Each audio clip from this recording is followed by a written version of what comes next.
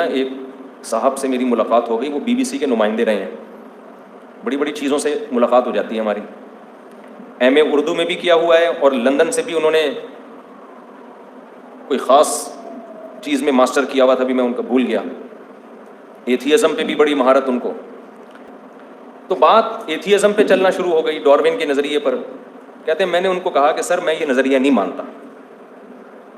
क्यों नहीं मानता? एक दलील तो उन्होंने दी जो बड़ी टेक्निकल किस्म की दलील थी, वो फिर लंबी बात हो जाएगी। एक सादा सी दलील जो उन्होंने दी कि भाई ये नज़रिया 250 साल तक नज़रिया ही है।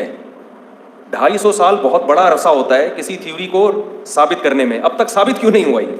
250 साल से साइंसदान घास खा रहे हैं। ये मैं अपने, हमारा तो स्टाइल घास फूस वाला ही है ना, ठीक है। 250 साल से साइंसदान घास खा रहे हैं, अब तक इसको साबित नहीं कर सके। तो किसी भी चीज़ को साबित करने के लिए 250 साल बहुत होते हैं।